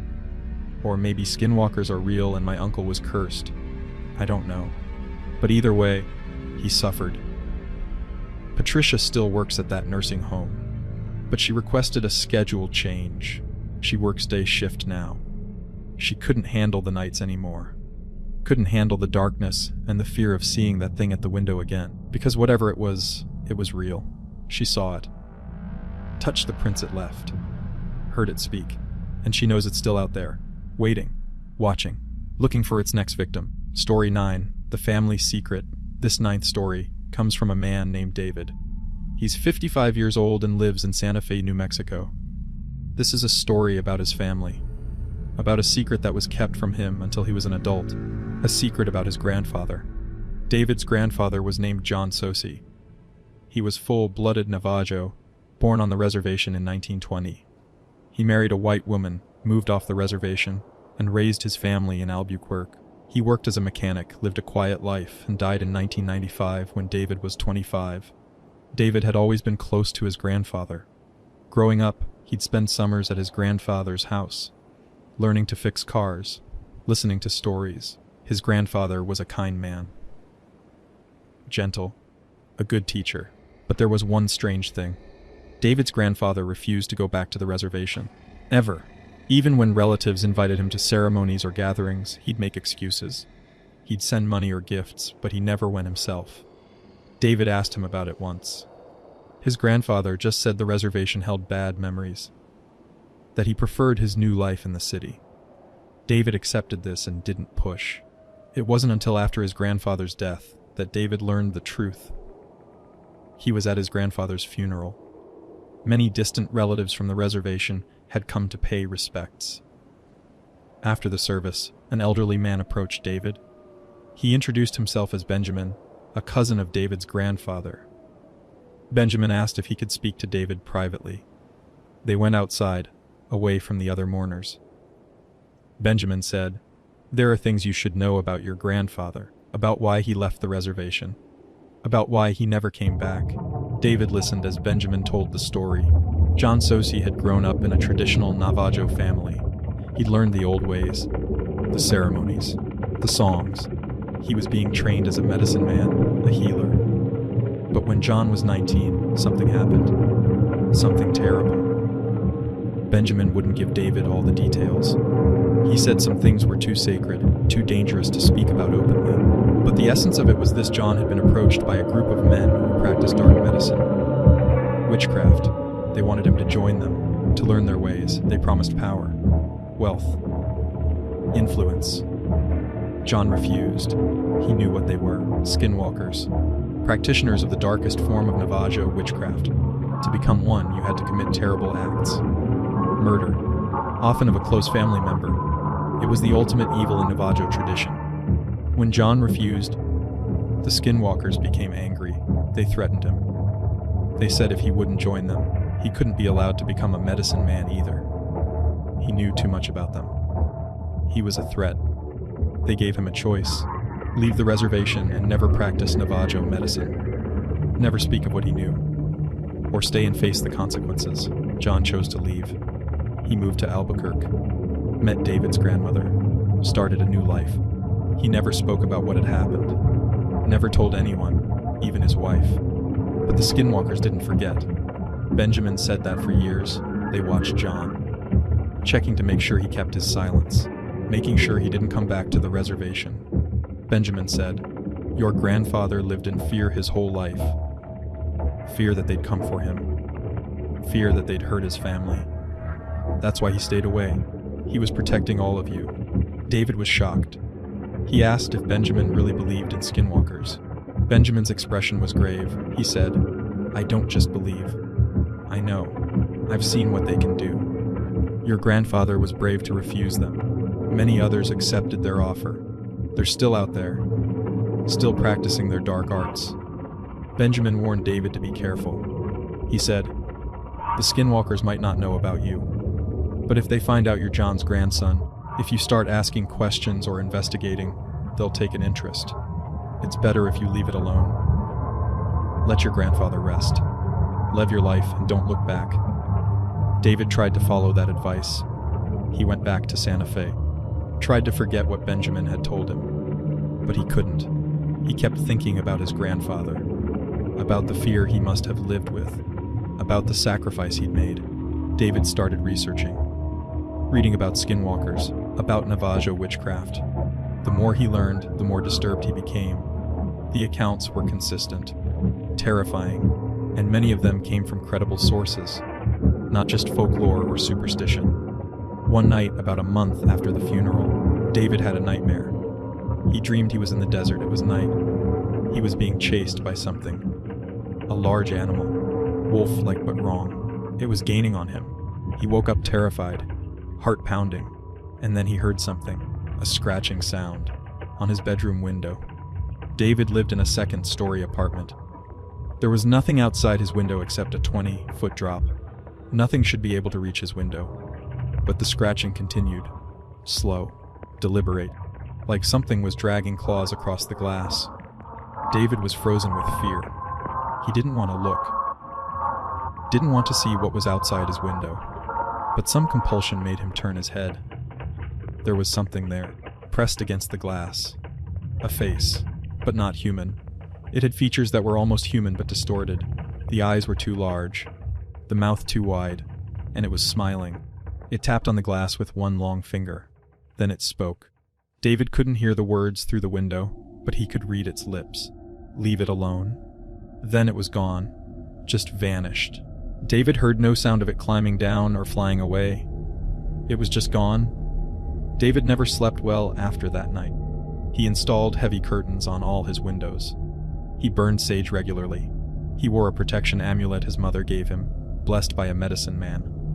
And he stopped researching, stopped asking questions. He took Benjamin's advice. He left it alone. David still lives in Santa Fe. He has a wife and children now. He's never told them about his grandfather's past. Never told them about what he saw at his window. He wonders sometimes if it was real. If that face at his window was actually a skinwalker. Or if it was just a nightmare. A hallucination brought on by stress and grief. But he doesn't really want to know. Because if it was real, that means the skinwalkers are still watching his family. Still making sure that Sosi line keeps its silence. David's children are quarter Navajo. They know nothing about the culture or the traditions. David has kept it that way deliberately. He doesn't teach them the language. Doesn't take them to ceremonies. Doesn't tell them the old stories. He's breaking the chain. Making sure his children have no connection to that world.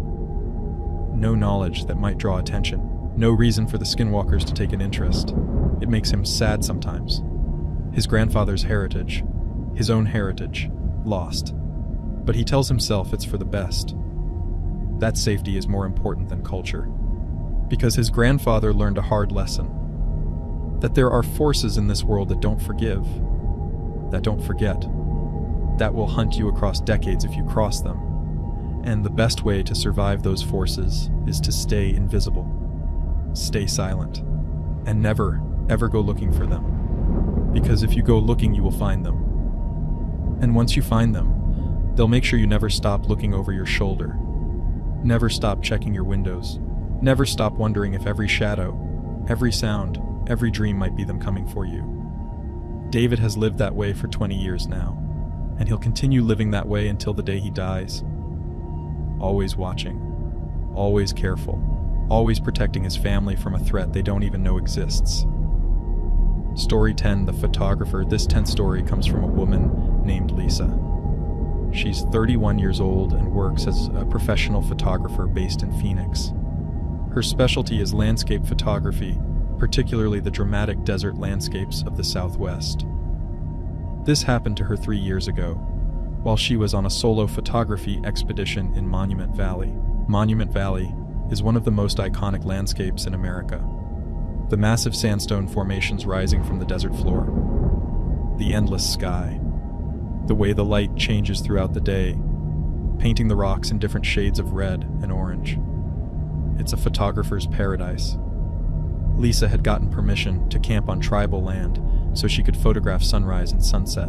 She'd made all the proper arrangements with the Navajo Parks Department. She had a permit, a designated camping spot. Everything was legal and official. She arrived in the late afternoon, set up her tent, scouted some photography locations. She was alone, but she didn't mind. She preferred working solo. No distractions. No one else's schedule to accommodate. That evening, she photographed the sunset. The light was spectacular. Golden hour turning to purple twilight. She took hundreds of shots, already imagining how they'd look in her portfolio. After the light faded, she returned to her camp, made dinner on her portable stove, reviewed her photos on her laptop. Everything was perfect. Around 10 p.m., she decided to try some night photography. The stars in Monument Valley are incredible. No light pollution. Just the Milky Way stretched across the sky in all its glory. Lisa grabbed her camera and tripod and walked about a quarter mile from her camp. She found a good composition, one of the distinctive butts silhouetted against the stars. She set up her shot, started a long exposure. While the camera was working, she just stood there, taking in the scene. The silence, the beauty, the sense of being small beneath the vast universe. Then she heard something. A coyote howl. Nothing unusual. Coyotes were common in the area, but this howl sounded close. Very close. Lisa looked around. She had a headlamp, but she didn't want to ruin her night vision for the photography. She stayed still, listening. Another howl, from a different direction. Then another. She was surrounded by coyotes. Or at least, she assumed they were coyotes. The howls got closer. Lisa started to feel uneasy. She'd been around coyotes before. They were usually afraid of humans. These sounded aggressive, bold. Her camera beeped, signaling the exposure was complete. Lisa decided to head back to camp. She could do more night photography another time. Right now, getting to safety seemed smarter. She quickly packed up her gear and started walking back. She could hear the coyotes pacing her, moving through the darkness on either side. She couldn't see them, but she could hear them. Then, ahead of her on the path back to camp, she saw eyes, glowing in the reflection of her headlamp. But they were too high, too far off the ground. Coyotes didn't stand that tall. Lisa stopped. The eyes didn't move. Whatever it was blocking her path back to camp. Lisa called out. She clapped her hands, trying to scare it away. The eyes didn't move, and then she heard it speak. A voice, gravelly and wrong. It said, "Nice camera." Lisa felt ice run through her veins. Animals don't speak. This was impossible. She turned and ran, not toward her camp but away, into the desert. She didn't know where she was going. She just ran. Behind her, she heard laughter, multiple voices, laughing and howling and making sounds no coyote should make. Lisa ran until she couldn't run anymore. She collapsed behind a boulder, gasping for breath. She turned off her headlamp, plunging herself into darkness. Maybe if she stayed quiet and invisible, they wouldn't find her. She waited in the darkness, listening to the sounds around her. The laughter had stopped, but she could hear movement. Things walking around, circling. Lisa stayed behind that boulder all night. She didn't move, barely breathed. She clutched her camera to her chest, the only familiar thing in a nightmare scenario. Finally, dawn started to break. The sky lightened, and the sounds stopped. Whatever had been hunting her was gone. Lisa waited until the sun was fully up before she moved. She stood on shaking legs and looked around. She was about a mile from her camp. She could see her tent in the distance. She walked back carefully, constantly looking around. When she reached her camp, everything looked untouched. Her tent, her supplies. Nothing had been disturbed, but in the dirt around her tent there were tracks. Lots of them. Canine tracks. But mixed in with them were others. Tracks that looked almost human. Bare footprints. But the toes were too long, the spacing wrong. Lisa didn't stay to investigate. She threw her gear in her car as fast as she could and left. She didn't even take down her tent. Just left everything and drove. She went straight to the Navajo Park's office and told them what happened. The ranger who listened to her story was an older Navajo man. When she finished, he asked, "Did you see them? Or just hear them?" Lisa said she'd seen eyes, heard voices, but never saw the entities themselves clearly. The ranger nodded. He said, "You're lucky. If you'd seen them fully, you might not have been able to leave. They let you go because you didn't look directly at them." Lisa asked what they were. The ranger hesitated, then said, "We don't speak their name in daylight. But you encountered something we warn people about. Something that hunts in the valley at night. Most tourists never see them. But sometimes, people who are alone, who wander too far from safety, they have encounters." He told Lisa she should consider herself fortunate. That many people who have such encounters don't come back. Or come back changed, traumatized. He also told her something else. He said, "Check your camera. See what you photographed." Lisa hadn't thought of that. In her panic, she'd forgotten she'd taken photos. She pulled out her camera and scrolled through the images. The sunset shots were beautiful, normal. But the night shots, the last ones she'd taken before running, they showed something. In the long exposure star photos, there were streaks. Multiple streaks of movement during the exposure. At first, Lisa thought maybe they were meteors or satellites. But looking closer, the streaks formed shapes. Figures, standing around her while she'd been photographing.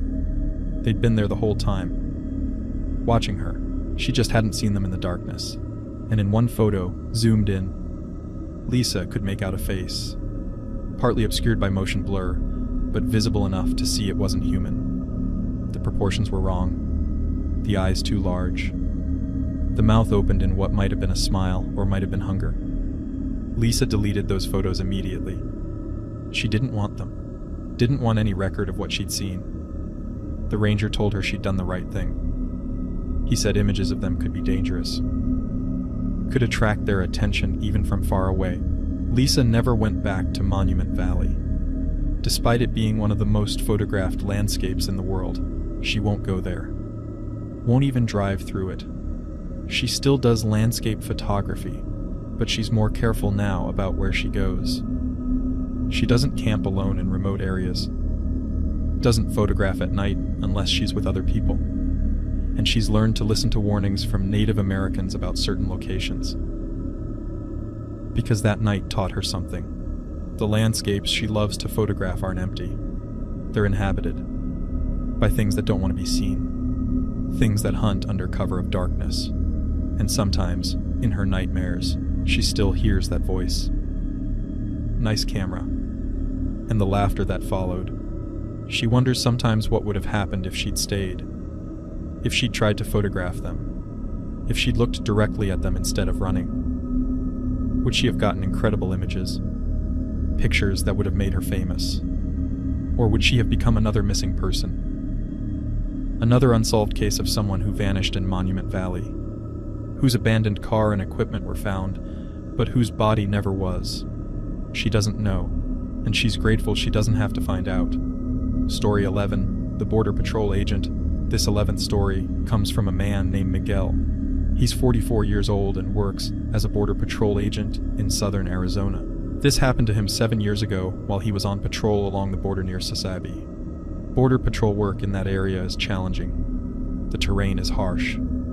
Desert and mountains, extremely hot in summer, cold in winter, and it's remote, miles from any town or support. Miguel had been an agent for 15 years when this happened. He was experienced, comfortable working alone in the desert. He'd encountered all kinds of situations. Smugglers, lost migrants, dangerous animals. He knew how to handle himself. That night, he was doing a routine patrol, driving slowly along a dirt road that paralleled the border. It was around midnight. The moon was up, providing decent visibility. Miguel's job was to watch for illegal crossings, look for tracks or signs of recent activity. It was usually quiet work, hours of watching and waiting. Around 1 a.m., his thermal imaging system picked up something. Heat signatures, about half a mile ahead, multiple figures, moving north, away from the border. Miguel radioed it in. Then he started driving toward the location. This was standard. Probably a group of migrants. He'd intercept them, process them. Nothing unusual. But as he got closer, something seemed off. The thermal signatures were moving strangely. Not in a group. More spread out, and they were moving fast. Much faster than people should be able to move through that terrain in the dark. Miguel slowed down. He grabbed his spotlight and swept the area ahead. At first, he didn't see anything. Then his light caught something. A figure. Standing on a rock outcropping. It looked human-shaped. But it was on all fours. Like an animal. And when the spotlight hit it, it turned toward the light. Miguel saw its eyes. They reflected like animal eyes. Bright yellow-green. But the shape was wrong. The head was too large. The body too lean. Miguel felt his skin prickle. He'd never seen anything like this before. He called on his radio. "I've got a visual on something. Not sure what I'm looking at." The dispatcher asked for clarification. Miguel tried to describe it, but even as he watched, the thing moved. It dropped down from the rock and ran, on all fours, impossibly fast. Miguel tracked it with his spotlight, but it was too fast. It vanished into the darkness. He checked his thermal imaging again. There were still multiple signatures, and they were all around him now, surrounding his vehicle. Miguel put his hand on his weapon. He called on the radio again. "I need backup. Multiple unknowns surrounding my position." The dispatcher asked if they were armed. Miguel said he didn't know. He couldn't see them clearly, just heat signatures on his screen. Then he heard something, scratching, on the side of his vehicle, like claws on metal. Miguel turned on all his lights, flooded the area with illumination, and he saw them. 4 or 5 figures. They looked like they were wearing animal skins. Coyote pelts or wolf pelts draped over their bodies. They were crouched low to the ground, moving around his vehicle. Miguel yelled at them through his loudspeaker. "Stop! Border Patrol! Show me your hands!" The figures didn't stop. They kept circling. And then one of them jumped onto the hood of his vehicle. It pressed its face against the windshield, looking at him. Up close, Miguel could see it clearly. The face was painted, or tattooed, or something. Dark markings that made it look skull-like. And the eyes, those terrible yellow eyes. The thing opened its mouth. Miguel expected it to make an animal sound, a howl or a growl. Instead, it spoke in Spanish. It said, "You're on our land." Miguel froze. These weren't migrants. These weren't smugglers. He didn't know what they were. More of them jumped onto his vehicle, onto the hood, the roof, rocking it, scratching at the windows. All of them speaking now, some in Spanish, some in English, some in a language Miguel didn't recognize, all saying the same thing. Or land. Leave. Go back. Miguel gunned the engine and hit the gas. The vehicle lurched forward. The things on the hood jumped off. Miguel drove as fast as he could on the rough road, not looking back. His radio crackled, the dispatcher asking for a status update. Miguel was breathing hard. He didn't know what to say. He keyed the mic and said, "I'm clear. False alarm. Must have been coyotes. The animal kind." The dispatcher acknowledged. Miguel kept driving until he reached the main highway. Only then did he stop and try to calm his racing heart. He got out and inspected his vehicle. There were scratches on the hood, deep gouges in the paint. And on the windshield, where that thing had pressed its face, there was a handprint. Large. The fingers too long. Miguel got back in the vehicle and drove to the station. He cleaned off the handprint before anyone could see it. He filed a report saying he'd encountered aggressive wildlife. Probably a pack of coyotes. That was the official story. But Miguel told a few trusted colleagues what really happened. One of them, An agent who'd grown up on the Toano-O'odham Reservation listened carefully. Then he said, "You encountered skinwalkers." Miguel had heard the term before, but didn't know much about it. His colleague explained. He said that the border region was known for skinwalker activity. That the remote areas, the desert, the darkness, these were their hunting grounds. He said some believed they were smugglers who used fear and superstition to keep border patrol agents away from certain areas. Others believed they were actual witches, shapeshifters. Either way, the colleague said, you didn't mess with them. He advised Miguel to report sick for a few days, stay home, cleanse himself, burn sage, maybe see a medicine person if he knew one, because encounters with skinwalkers could have lingering effects. Miguel did stay home for a few days. He didn't see a medicine person, but he did burn sage, and he tried to put the incident out of his mind. But it changed him. He requested a transfer to a different sector, somewhere with more people. Less isolation. He got transferred to the Toxin area, which is busier, more urban. He still works border patrol, but he doesn't do remote desert patrols anymore. He stays in areas with backup nearby, with lights and roads and civilization, because he knows what's out there, in the darkness, in the remote places, and he knows that not every problem can be solved with training and equipment.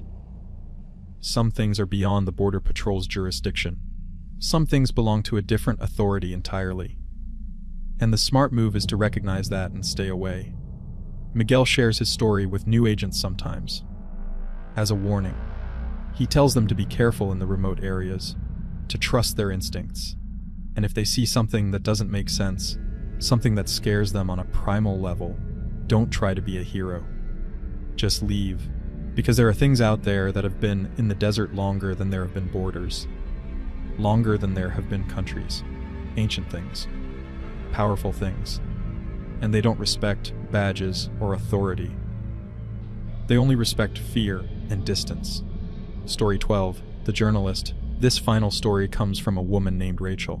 She's 39 years old and works as an investigative journalist for a newspaper in Phoenix. This happened to her 4 years ago while she was researching a story about missing persons cases in the Navajo Nation. Rachel had been assigned to investigate a pattern of disappearances. Over the past decade, more than 20 people had vanished from remote areas of the reservation. Some were locals. Some were tourists.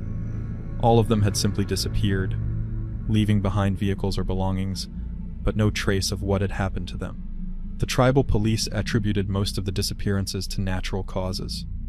People getting lost in the desert, falling into canyons, succumbing to exposure. But families of the missing believed there was more to it. They'd reached out to Rachel, hoping media coverage might lead to answers. Rachel took the assignment seriously. She spent weeks interviewing families, reviewing case files, mapping the locations of the disappearances. She was looking for a pattern, a connection. What she found was interesting. Most of the disappearances happened in a specific region, an area of about 100 square miles in the northwestern part of the reservation, and most happened at night. People who'd been camping, or broken down, or for some reason were alone in that area after dark. Rachel decided she needed to see the area for herself. Against the advice of several people she'd interviewed, she planned a trip to the region. She'd drive through during the day, talk to locals, get a sense of the place. She made the trip on a Friday in October. The drive took several hours. The landscape was beautiful but desolate. Red rock formations, sparse vegetation, very few signs of human habitation. Rachel stopped at a small trading post to ask questions. The owner, an elderly Navajo woman, was reluctant to talk at first. But when Rachel explained she was investigating the disappearances, the woman's attitude changed. She said those people weren't lost. They were taken. Rachel asked what she meant. Taken by whom? The woman hesitated. Then she said, "You're asking the wrong questions. You should be asking what, not whom." Rachel pressed her. "What took them?" The woman shook her head. She said, "I can't speak about it. It's dangerous to speak about it. But I can tell you this. That area you're investigating, we call it the Forbidden Land. Our people don't go there, especially not after dark. Rachel asked why. The woman said, because things live there.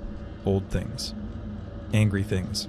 They don't like visitors, and people who go there uninvited sometimes don't come back. Rachel thanked her for her time. As she was leaving, the woman called after her. Don't stay in that area after sunset. Promise me. Rachel promised, though she wasn't sure she meant it. She was a journalist. Her job was to investigate, to find answers. She couldn't do that by following superstitions.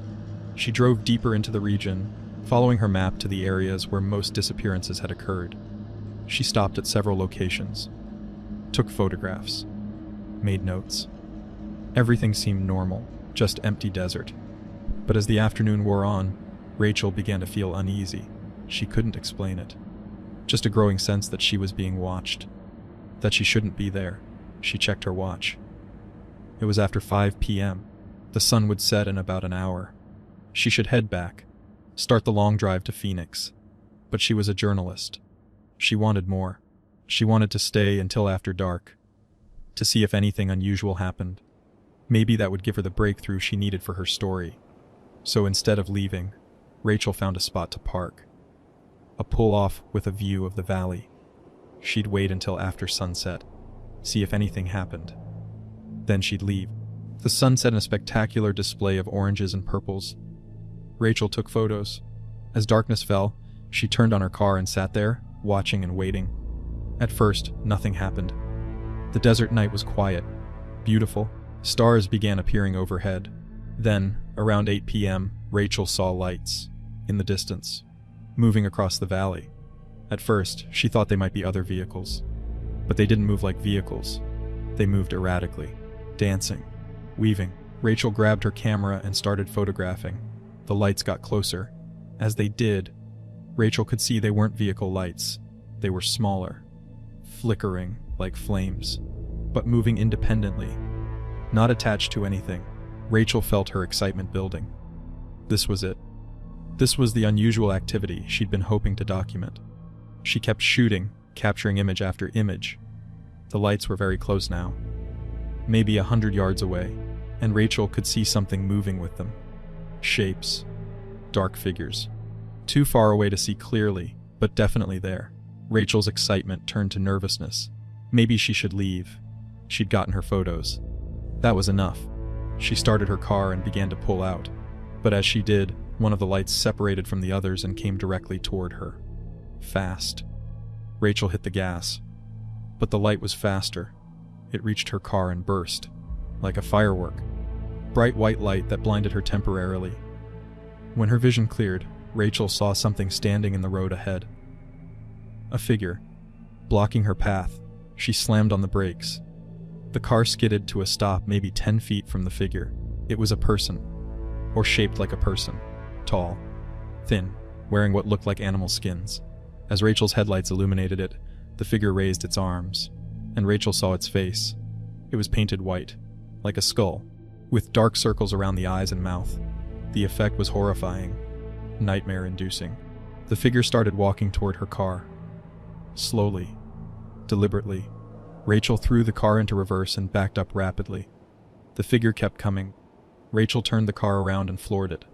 She drove as fast as she dared on the rough road, not looking back. Her only thought was to get away, to get out of that area, to get to safety. She drove for an hour straight, finally reaching the trading post where she'd stopped earlier. It was closed, dark, but there were lights on in a house behind it. Rachel pulled up and ran to the door, pounding on it. The elderly woman from earlier answered. She took one look at Rachel's face and said, "You saw them." Rachel nodded, unable to speak. The woman pulled her inside, made her sit down, gave her water. When Rachel could finally talk, she described what she'd seen. The lights, the figures, the one with the skull face. The woman listened without interrupting. When Rachel finished, the woman said, "You were lucky you got away. Many don't. Those lights you saw, they're a lure. Meant to draw people in, to make them curious.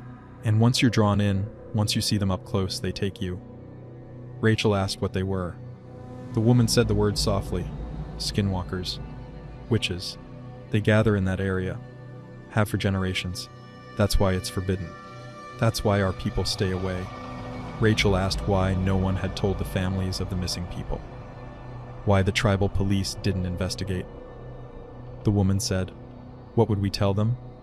That their loved ones were taken by witches? That they're probably dead, consumed in dark rituals? Would they believe that? Or would they think we're savages with primitive superstitions?" She had a point. Rachel realized how difficult this was, how impossible to reconcile modern expectations with ancient realities. The woman let Rachel stay there that night. In the morning, Rachel drove back to Phoenix. She tried to write her story, to explain what she'd learned, but how could she? She couldn't write that 20 people had been taken by skinwalkers, that the area was cursed, that witches performed dark rituals there. No editor would publish that. Readers would think she'd lost her mind. So Rachel wrote a different story, about the challenges of search and rescue in remote areas, about the harsh desert environment, about how easy it is for people to vanish without a trace. It was a good story, factual, well, researched, but it wasn't the truth, not the full truth.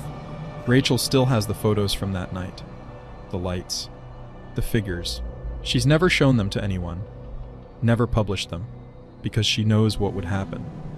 Skeptics would call them fake, believers would use them to fuel conspiracy theories, and the skinwalkers might take notice, might remember the journalist who photographed them, might decide to pay her a visit, so the photos stay hidden. And Rachel stays away from the reservation. She's moved on to other stories, safer stories, urban corruption, corporate fraud, things that can be investigated without risking your life or your sanity. But she knows the truth. She knows what's out there in the forbidden land. She knows what happened to those missing people, and she knows that some stories can't be told. Some truths are too dangerous to share, because the skinwalkers are still there, still gathering, still hunting, and they prefer to remain in the shadows, hidden, unacknowledged. And maybe that's for the best. Maybe some things should stay unknown. Some mysteries should remain unsolved.